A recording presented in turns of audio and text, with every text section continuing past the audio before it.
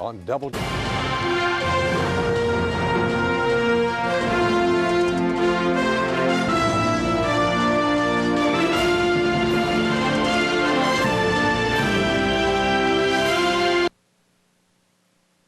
Good evening. In the news tonight, Governor Mitch Daniels visits Vincennes for an economic roundtable discussion. And the Afghan man who converted from Islam to Christianity is now in Italy. In sports, the Hoosiers are set to introduce their new men's basketball coach, and Purdue reportedly is losing its women's coach. Newscenter 22 is next.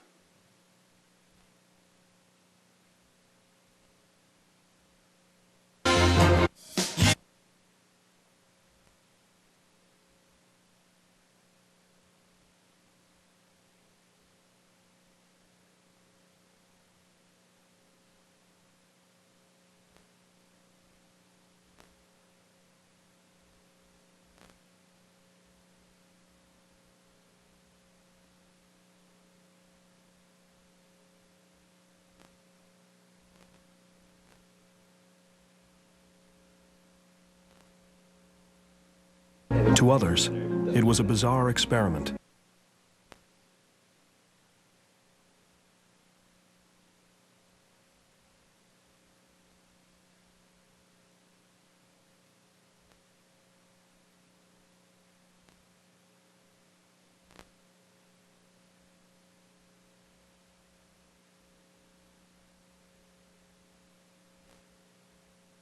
That will create thousands of jobs in the future.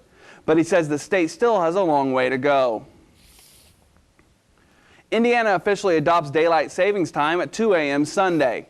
In addition to observing daylight savings time, Knox and some surrounding counties begin observing Central Time on Sunday. Knox, Davies, Martin, Pike, and DuBois counties petitioned the federal government last year and were granted permission to move to Central Time. Residents of those counties won't have to move their clocks forward, at least this spring. However, they will have to move their clocks back in the fall and ahead in April of 2007. Underage drinking is a serious problem in Lawrence County, Illinois. Lawrenceville Police Chief Mike Mefford told residents attending a town hall meeting last night that over the past 5 years, his department has arrested 147 kids for underage drinking, some as young as 12 years old. That averages out to 39 arrests per year. The Reverend Dan Leibarger, who chairs the county's New Beginnings intervention program, says that's too many and his group wants to do something about it. Passage into adulthood, and he adds that type of mentality needs to change. Leibarger added that parents need to be a positive role model for their children and the community. The community needs to provide more positive activities for kids to participate in. Leibarger sought volunteers from those attending last night's meeting to work on strategies for combating the problem. The odds are that some workers are drinking on the job. According to researchers at the University of Buffalo, 7% of employees have admitted to drinking alcohol at work in the past year. Heidi Collins reports with a problem that's hiding in plain sight. Started innocently enough, just a sip of Dad's wine or a sip of his beer. At first, partying was just a way to blow off steam. As I got into my late teens, it was an everyday occurrence. Friends would show me pictures of things that we were doing. Some of it was hilarious, some of it was just funny. But later on, the stakes got higher. Back then, J.D., now the owner of a successful multi-million-dollar construction company, didn't let drinking get in the way of work. Whether that was at noon when we got rained out, or whether it was at 8 o'clock at night, you get back to the yard, you park the rigs, and you drink. Ambitious, bright, and bold, J.D. started his own excavation company when he was in his 20s. I became a workaholic long before I was an alcoholic. But as the pressure to succeed grew, so did J.D.'s problems with booze. Drinking after work soon became drinking at work. I would close the door to the office and start drinking, or I would just simply leave, go to the bars. J.D. even made deals when he was drunk. There were times where I'd have conversations with either employees or sometimes customers, and the following day try to piece it all back together. Sometimes J.D. became verbally abusive. If I felt that somebody had not done everything that I expected them to do, that was it. No explanations, no second chances. You'd blow up and fire them. Instantly. But the greatest damage happened in his personal life. J.D. has been arrested numerous times, including 3 DUIs. What was the low point when you were drinking? I have 2 daughters that I haven't seen in about 14 months for more than 7 or 8 hours total. And I think that was probably bottom. Not probably, that was bottom. So is there anything anybody wants to talk about? In October, J.D. checked himself into Gulf Coast Recovery near Tampa, Florida. Intelligence and affluence are your 2 biggest barriers to staying sober. Diane Allen has been working with people in recovery for 20 years. She says there is a desperate need for specialized treatment for executives. I don't know if they drink more, but it's hidden longer. Money insulates them. They can go get a DUI, hire a good attorney, get off with reckless driving and brag about it. What is so different about treating them? What sort of traits do they have? Most of the people that I see here are creative. They're very fast thinkers, usually a little bit more intelligent, and they tend to be very stuck in their ways, but yet real creative at the same time.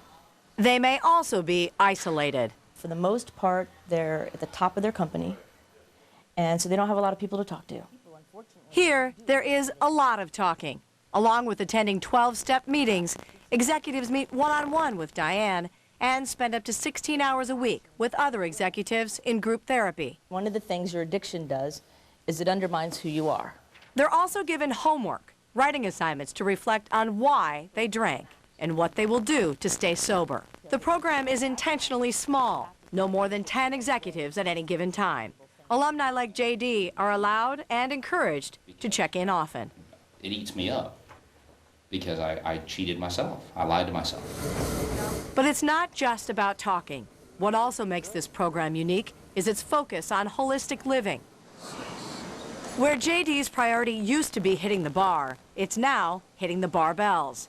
Executives are required to work out with a trainer and get massages. Meditation and nutrition are the other key components.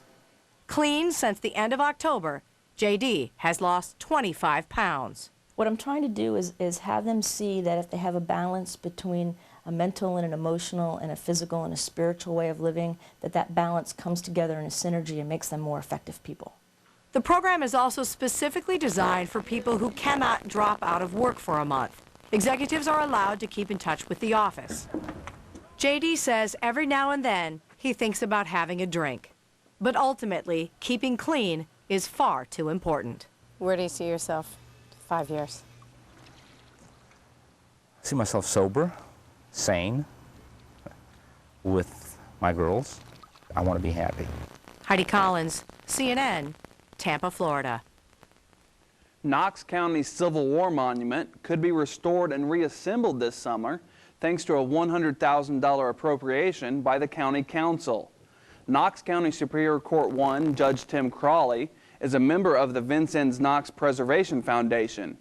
He says the money from the county and $24,000 raised by the foundation appears to be enough to put the project out to bid this summer. The upper half of the monument was removed in the summer of 2003 to assess the extent of damage caused by water leaks and their source. Judge Crawley says plans call for restoring the monument to near original condition. However, changes would be made to channel water away from the monument. In addition to the granite obelisk being reconstructed, the 5 bronze Civil War statues and bronze doors will be removed and restored. The monument was dedicated in 1914. The Indiana Department of Education says about 52% of Indiana's 7th graders passed the new statewide I-STEP science test. In Vincennes, 206 7th graders at Clark Middle School took that test. Of that number, 3 students earned a Pass Plus designation for outstanding scores, 94 earned a Pass designation, and 108 students, or 52%, did not pass the test. 28 7th graders at Reveille Middle School took the test. Of that number, 5 received a Pass Plus designation, 21 received a Pass designation, and 2 failed. The Knox County Sheriff's Department released information Tuesday about a Saturday night drug arrest. The Sheriff's Department says deputies arrested 18-year-old Ray Watkins of Indianapolis on a preliminary charge of possession of marijuana following a traffic stop on US 41 between Vincennes and Oaktown. A police canine tipped off deputies to the presence of marijuana. Deputies also found $4,900 in cash and a handgun. Some 125 members of the Indiana Marine Reserve Unit are being called to active duty to prepare for a return to Iraq. The South Bend-based engineer company B will be called to duty June 15th. After training at Camp Pendleton in California, they will be deployed to Iraq. The Marines are expected to spend 7 months in Iraq, where the company previously served in 2003. Vincennes University will celebrate Spring Family Weekend beginning Thursday with events ranging from the Miss VU Scholarship Pageant to an arts and crafts fair. Activities begin Thursday night at 7 with the Family Weekend comedy show at Shercliffe Theater. The Miss VU Scholarship Pageant can be seen live right here in WVUT beginning at 8 o'clock Saturday night. Still to come on Newscenter 22, an Afghan man threatened with death for converting from Islam to Christianity is now in Italy. And it's been another violent day in Iraq and Afghanistan. Stay with us.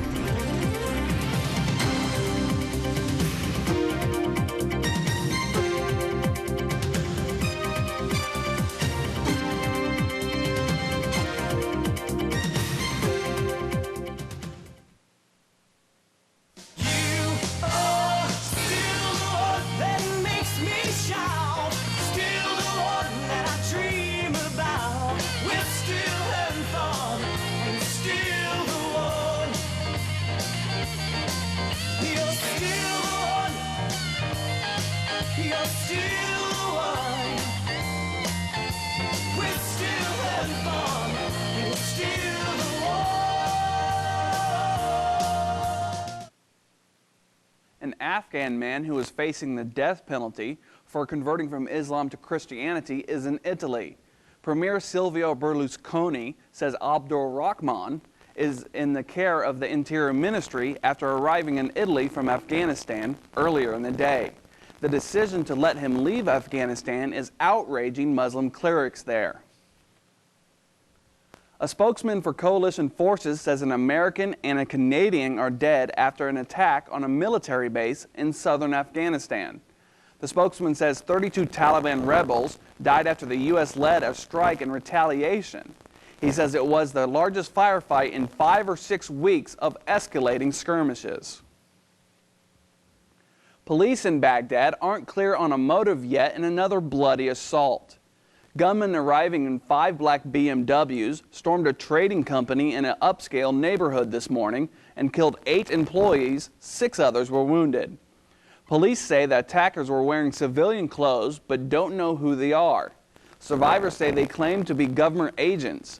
The gunmen set part of the building on fire but apparently didn't take anything. A deadly attack over the weekend on a compound in Baghdad is still under dispute from Baghdad. Mixed messages about the raid and its fallout. Now Barbara Stahl reports the Pentagon is backing away from some of its earlier denials. New word about Sunday's raid on a compound that killed 16 Iraqis believed to be members of the Mehdi army, the militia aligned with Shiite cleric Muqtada al-Sadr. The Pentagon now says there was a building that is believed to be a mosque. When they got into that compound, they found that there was a building there that had a small minaret and a prayer room inside of it. Some people are calling that a mosque. The U.S. says when Iraqi troops approached the site, they came under fire from at least half a dozen spots. Intelligence had shown terrorists were using the site to hold hostages and gather weapons. Initial word from U.S. officials was that the nearest mosque was some distance away from the compound and troops never entered any religious site. But since the Sunday raid, protesters have said some of the dead were killed inside a mosque at the compound. The Pentagon showed some of the weapons seized. These are some of the things they found inside of that compound, some RPGs. Those are not religious instruments. The Pentagon says firing from the compound would keep the building from having any protected status as a religious site. One hostage was rescued in the raid. Whatever happened, officials say it underscores the need for a new Iraqi government that can disarm the militias and take control of the streets. Barbara Starr, CNN, the Pentagon. He might as well have been flying the planes himself. That's the argument made by prosecutors summing up their case in the Zacarias Moussaoui sentencing trial. They say he killed Americans on 9/11 by lying to investigators beforehand. But a defense lawyer describes Moussaoui as a hanger-on who had nothing to do with 9/11. Former lobbyist Jack Abramoff has been sentenced to 5 years, 10 months in a federal prison for his role in a Florida fraud scheme. His former partner also received the same sentence, which is the least amount they could receive under a plea deal. They won't have to report to prison for at least 90 days while they cooperate in other probes. It sounds like amnesty to him. That's what Alabama Senator Jeff Sessions says about a proposal for a guest worker program that would allow illegal immigrants to become citizens. The Senate is debating a series of immigration proposals that have prompted pro-immigrant rallies across the country. Pickup trucks, SUVs, and vans are going to have to get better gas mileage under new rules issued today by the Bush administration. Officials say the regulations covering 2008 through 2011 would save 10.7 billion gallons of fuel over the lifetime of the vehicles sold during the period. The new rules represent the most significant changes to the corporate average fuel economy system in 3 decades and will affect automakers' product lineups. They come amid growing public concern about U.S. dependence on foreign sources of oil and raising pump prices. Saying the U.S. is addicted to oil, President Bush has called for a 75% reduction in Mideast oil imports by 2025. Environmentalists say the rules aren't tough enough. Nature put on a show today with the first total solar eclipse in nearly 3 years. The moon blocked out the sun in Brazil at sunrise, then moved northeast through Africa, India, and into Mongolia, where it will fade with sunset. Thousands of tourists took in the amazing sight in Turkey. According to NASA, it was the best place to view the eclipse. Still to come on Newscenter 22, this evening's weather with Amy Reef.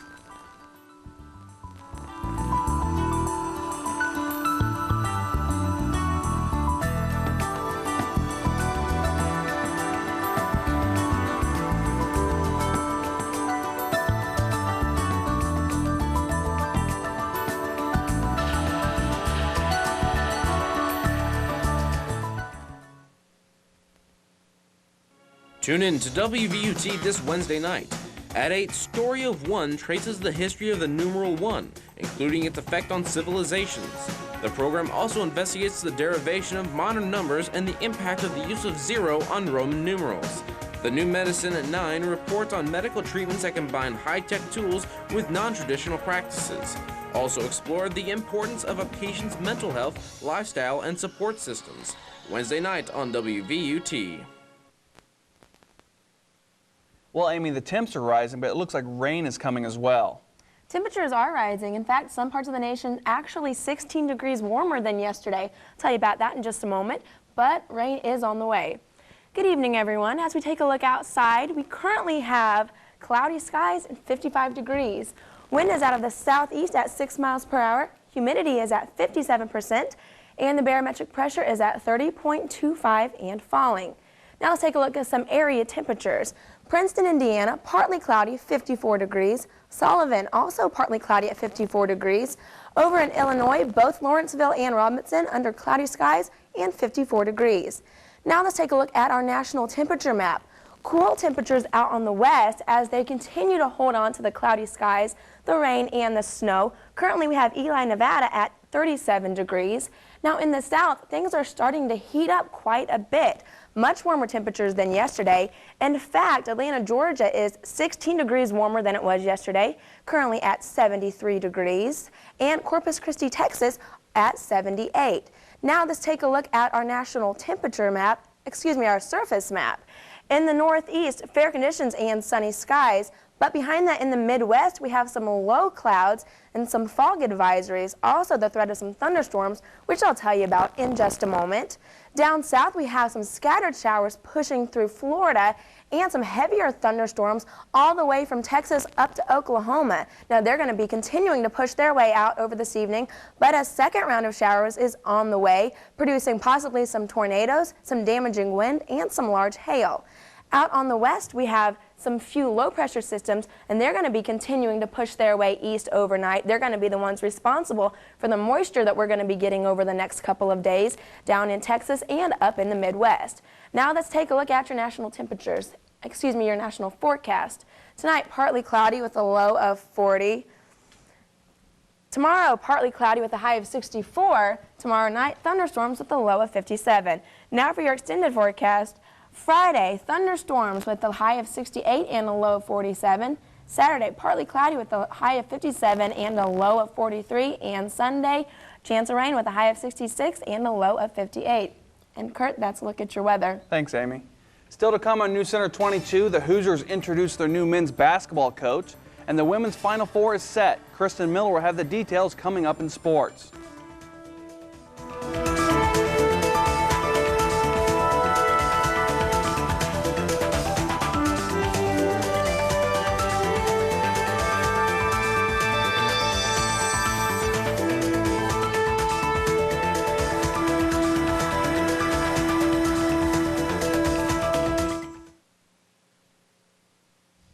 Marry a millionaire? Get real.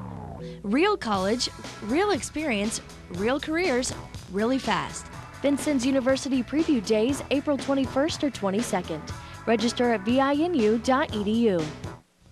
Win the lottery? Get real. Real college, real experience, real careers, really fast. Vincennes University Preview Days, April 21st and 22nd. Go to vinu.edu. Hoosiers welcome Sampson. Good evening, everyone. For TV 22 Sports, I'm Kristen Miller.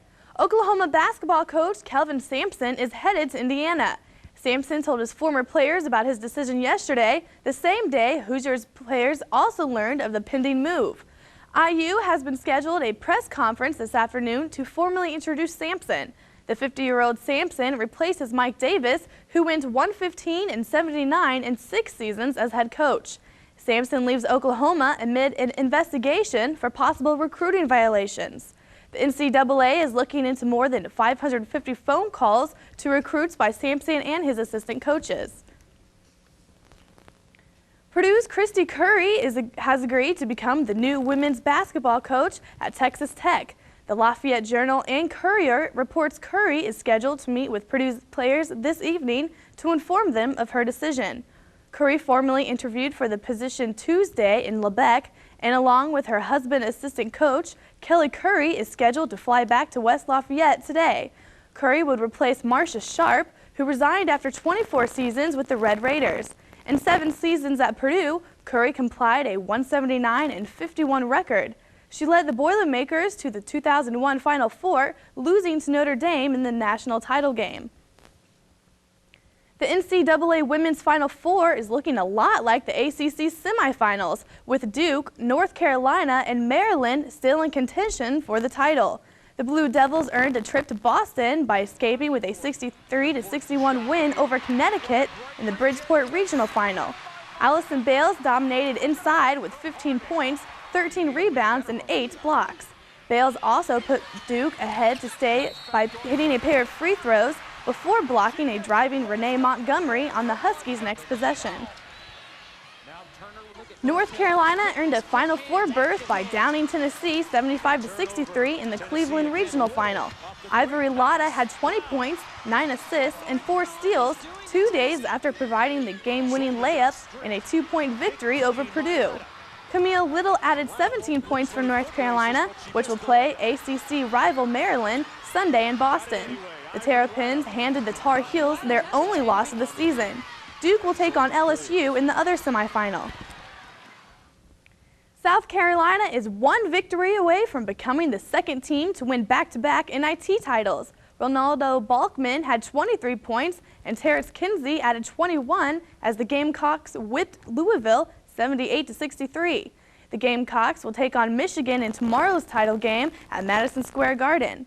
The Wolverines are in the NIT final for the second time in 3 years after silencing Old Dominion 66-43. On the pro hardwood last night, Phoenix Suns guard Steve Nash scored a team-high 23 points last night after being held scoreless the previous night. It didn't stop the Suns from suffering their second straight blowout loss. The Milwaukee Bucks broke a team record by draining 18 three-pointers in a 132-110 rout of Phoenix. Charlie Bell hit 5 threes and set career highs with 19 points, 13 assists, and 10 rebounds. Michael Redd added 6 threes and 35 points as the Bucks moved back into a 6th-place tie with Indiana in the NBA Eastern Conference standings. The Detroit Pistons avenged their worst loss of the season by outlasting Dallas 97-90. Chauncey Billups scored 8 of his 31 points in the final 3 minutes, including a three-pointer that pulled the Pistons ahead 92-88. Rasheed Wallace had 21 points and 10 rebounds for the Pistons, who were clobbered by the Mavericks 119-82 in Dallas on November 19th. Detroit owns the NBA's best record at 56-14, 2.5 games better than the Mavs. The Pacers hope to shake a recent stretch of sluggish play when they meet the struggling Atlanta Hawks tonight. The Pacers have lost all 3 games with the Hawks this season after winning 7 straight in the series. The Pacers have not won back-to-back games since March 1st. Miami Heat forward Udonis Haslem is being fined $5,000 by the NBA for removing his jersey on the court as he was ejected from a game against the Pacers Monday night. He and Jermaine O'Neal were issued technical fouls after getting into a scuffle, but Haslem got a second after arguing the call. The Chicago Cubs will start the season without starting pitchers Mark Pryor and Kerry Wood. Both have been placed on the 15-day disabled list, retroactive to March 27th. Pryor hasn't pitched in an exhibition game this year because of strained muscle in his right shoulder. The muscle is part of the rotator cuff group of muscles. Earlier this month, Wood underwent arthroscopic surgery to repair a minor cartilage tear in his right knee. The NFL preseason will open, fittingly enough, with the Oakland Raiders playing the Philadelphia Eagles in the Hall of Fame game August 6th in Canton, Ohio. The primetime game will be the first televised by NBC under the new contract that gives it the rights to Sunday night telecast, and their new analyst John Madden, the former Raiders coach, will be inducted into the Hall that weekend, along with former Eagle star Reggie White, who died in 2004. And Kurt, that's a look at sports. Thanks, Kristen. Still to come on Newscenter 22, we'll take a look at the world's largest buffet. Stay with us.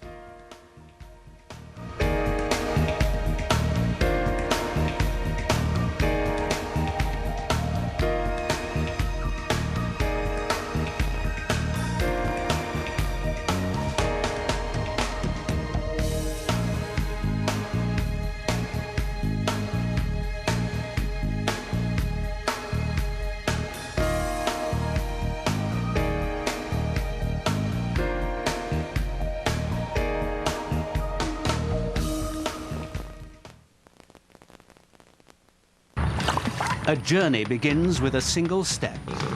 This story begins with a single number. This is the incredible tale of the number 1. A number that has been part of every civilization that ever existed. We have a word for 1, but that's about it. Join Terry Jones on a journey through time. The story of 1. A creation that would change the world.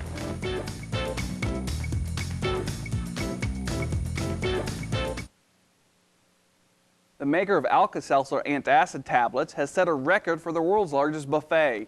About 850 people helped Bayer Healthcare celebrate the 75th anniversary of its heartburn relief product by taking part in the event held at the Las Vegas Hilton. 510 dishes of food were set in front of the crowd Tuesday. The food varied from Mongolian chicken to salmon Wellington to homemade apple pie. And that's all for this evening. For Amy Reef and Kristen Miller, I'm Kurt Maddox. Good night.